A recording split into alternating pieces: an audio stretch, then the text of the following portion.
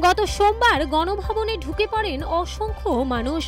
তাদের মধ্যে কিছু কুচক্রী মহল গণভবনের ভাঙচুর করেন, ফলে ক্ষতিগ্রস্ত হয় গণভবন। সেই কুচক্রী মহলকে তিরস্কার জানিয়েছেন স্বনামধন্য প্রতিষ্ঠান স্বপ্নধরার এমডি মাসুদুর রশিদ। তিনি বলেন, এদের আসলে কোনো দল নেই, যখন যেখানে সুযোগ পায় সেখানেই থাকে আর খারাপ কাজগুলো করে। আর এই খারাপ লোকগুলাই সেদিন গণভবনে ঢুকে পড়েছিল আর গণভবনের ক্ষয়ক্ষতি করেছে। কিছু লোক আছে, এদের কোনো আসলে দল নেই, এদের কোনো দলের না।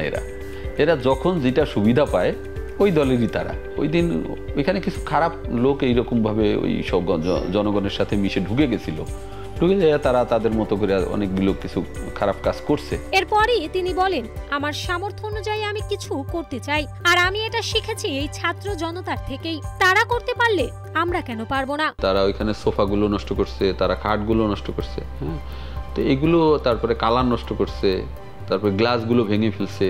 তো এগুলো ধরেন আমার যতটুকু সম্ভব, আমি তো আর অত বড় কিছু না, বড়ভাবে আমি করতে পারবো না। আমার সামর্থ্য অনুযায়ী আমি হয়তো বা কিছু একটা অংশ করলাম। আমি কোত্থেকে এটা শিখছি? আমি এটা শিখছি যে ছাত্ররা এখন যে পরিশ্রম করতেছে, তারা এত পরিশ্রম করতে পারলে কেন আমরা পারবো না?